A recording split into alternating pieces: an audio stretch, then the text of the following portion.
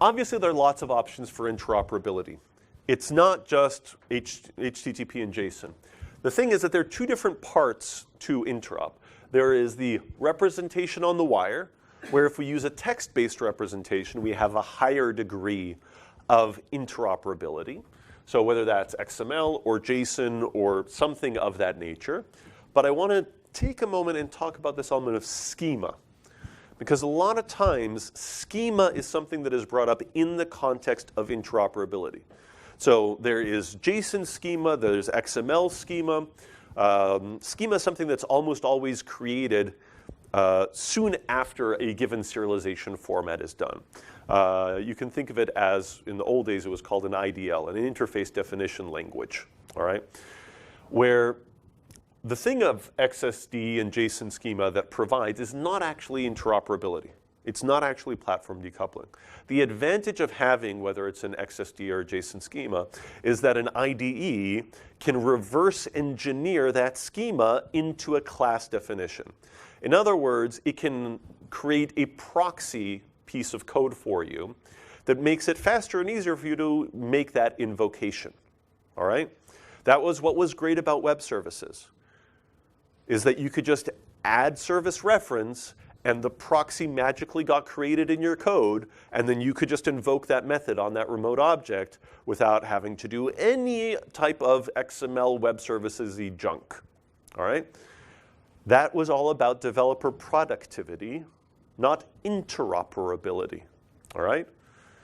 So be aware, when talking about schema, it's usually, number one, developer productivity improvements.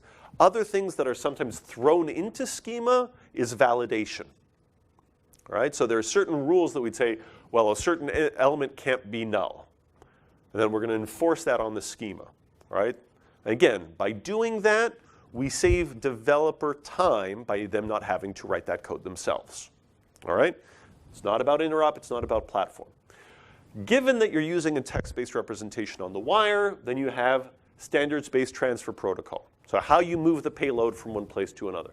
Yes, HTTP, everybody loves HTTP and uses it and abuses it to no end. The thing is, it's not the only interoperable game in town. If you need to do one-to-many communication, HTTP doesn't do that. SMTP and UDP are both interoperable, widely deployed protocols that provide one-to-many communication. SMTP, for those of you who are kind of saying, wait, I know that, that's email, right? Email is one of the most interoperable technologies that we have on the planet. Another good thing about SMTP, as opposed to both UDP and HTTP, SMTP has a lot of reliability built into it, right? Email is often able to be delivered much later, even if we didn't have a connection between things. UDP doesn't do that, for example. So if you're thinking to yourself, well, I need to have some sort of broadly deployed, like internet scale, reliable one-to-many delivery protocol, how could I build something like that on top of HTTP? The answer is don't. There is one. It's called SMTP. You're thinking, email? I couldn't possibly use email as a protocol. Much better to build it myself on top of HTTP, right? Don't do that. Understand there are multiple protocols out there, each of them with their strengths and their weaknesses. And a lot of them are fairly interoperable to begin with. Use the right tool for the job. Even though some developers might look at you funny and say, you're using SMTP for that? Why can't we use HTTP or TCP? It's like, because it's not point-to-point. Because we require interoperability. But I got to tell you, the number of times I've seen people roll their own one-to-many communication on top of HTTP, it's ridiculous. Google created a project a while back. It was called PubSub-Hubbub. Built on top of HTTP to do one-to-many communication. And there have been many others over time. It's something that people love to do for whatever reason. It also happens over REST as well, HTTP. So watch out for that. I want to say, I'm going to get to your question in just a second. SOAP, WSDL, REST. These are things that operate at a level above HTTP, at above the transfer protocol level, and above the text representation level. What SOAP provides, even though a lot of people say, oh, SOAP is icky, I don't want to do REST. SOAP provides a definition of an envelope. So for example, if you want to have a standardized interoperable way of saying a given message has an identifier, and it has a target address, and it has a correlation identifier, and. SOAP is, in essence, the thing that says all of those headers that you just shove into an HTTP header collection, we've decided to agree on what they mean and how to name them. That's all that SOAP provides. What I see people doing with REST today is reinventing a lot of the things that were already solved in SOAP with their own custom implementation via HTTP headers and MIME types and things like that. And then saying, wow, it doesn't interoperate with anything else. So be aware what existing standards are out there, what problems they solve, and when to use them. WSDL, the Web Service Definition Language, ultimately was all about saying, for a given XML request, what XML response structure are you going to get back? All right? Ultimately, that's all that it defined. Given a given request structure, what is going to be the response structure? It didn't define that that needed to be a synchronous blocking invocation. All right? So that's what WSDL does. REST, well, we can open that kettle of fish later. REST was defined to be a whole bunch of other things, including hypermedia as the engine of state. For those of you who haven't done or read about hypermedia as the engine of state, just save your time. It's not worth it. It's a great idea in theory. It's totally impractical for machine-to-machine system communication. It's a great idea if you want to design something like the web, but realistically, most people are not designing the web. They actually are trying to solve a specific business problem. And hypermedia as the engine of state, not really a great way of doing that. If you want to debate the point with me, we can do that at the end of the day on Friday. All right? One last thing about platform solutions. There are other more custom scenarios that you can solve via specific tools. So if you have Java code and .NET code and you need to have them communicate with each other, there is the option. There are technologies, a company called JNBridge, IKVM's another one, that allow you to run Java code on the CLR or to run C# code on the JVM. Effectively, what they do is they proxy the code in one platform and then just do binary serialization to invocations on the other side. The advantage here is that you get hosting in process. So no network reliability, no network latency issues, no bandwidth problems, no security, all of that, you don't have to worry about it. It's still doing serialization, deserialization, but it's in process. So if you don't absolutely need to have a remote invocation and you have Java code and .NET code, oftentimes this is going to be the architecturally superior solution. And again, I'm just pointing at JNBridge, but the type of avoiding the remote invocation of things. Why? First rule of distributed objects. Okay? Howard? Yeah, I was just thinking of, because you talked about schema, and I was just thinking about, you said use schema, don't use schema, or? I'm saying schema, because yeah, the purpose of schema, I'll be specific, yeah. Productivity, Yes, because not interop, right, not platform. Because it's about developer productivity, Mm-hmm. and as things evolve and you have to sort of update the things, then schema may break stuff, I suppose. It's like with static typing in a way that yeah, I don't know. Schema is a tool, okay? The important thing to realize is that when you have things that are talking to each other, there's logical coupling there, all right? Introducing schema and remote calls doesn't change the fact that there's logical coupling. And once there is logical coupling, if I make change on the invoked side, that can break things on the invoking side of things, regardless of whether I put schema in the middle or not, all right?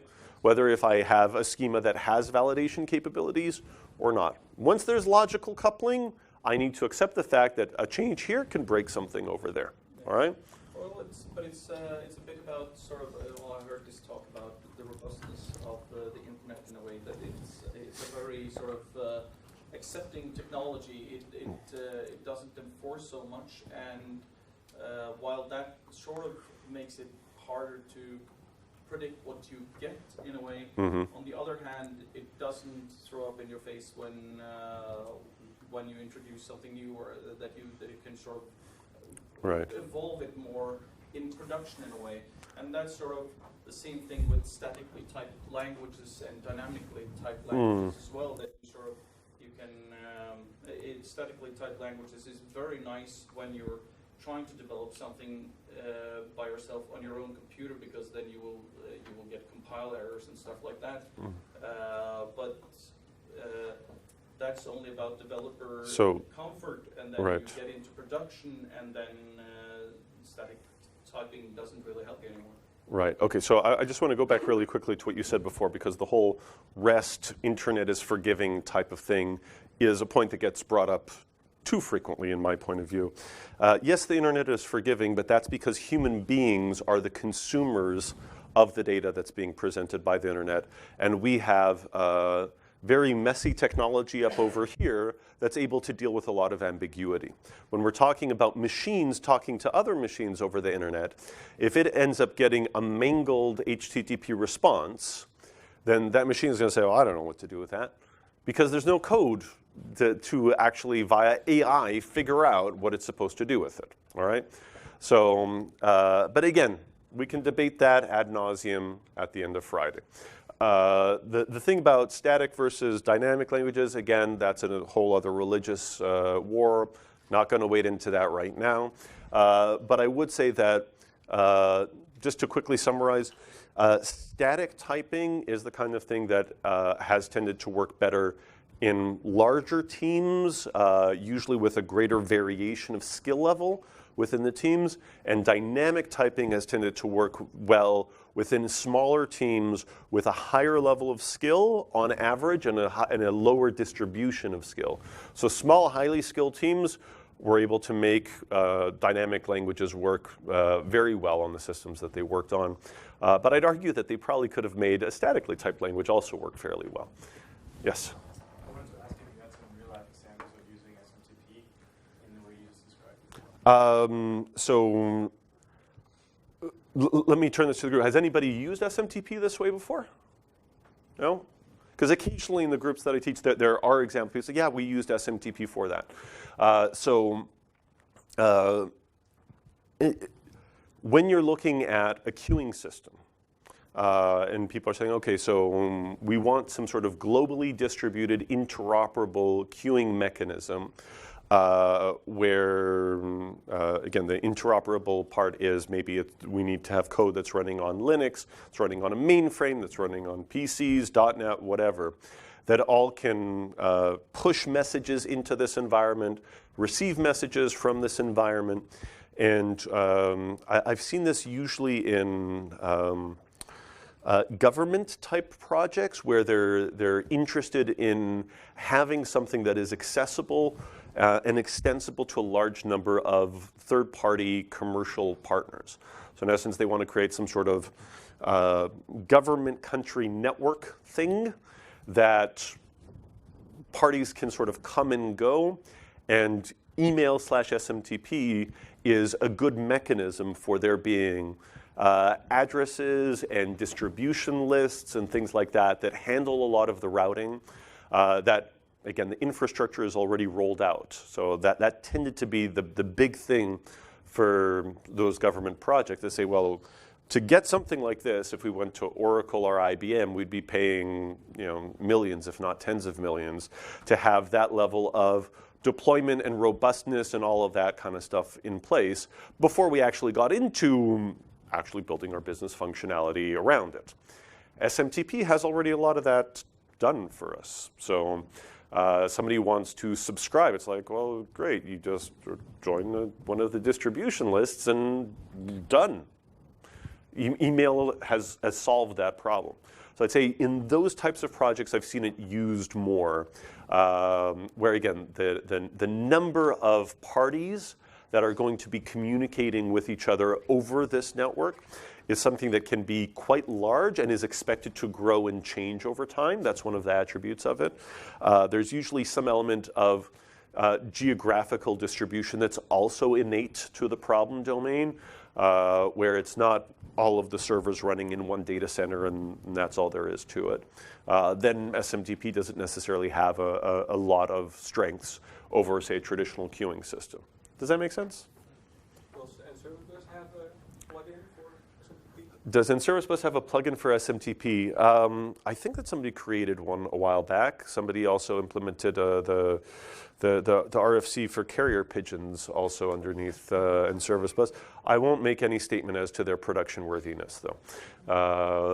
But I can say that it's become quite a bit easier in newer versions of Service Bus to build your own transport. A while back, somebody implemented a transport on top of Slack, which was kind of nifty.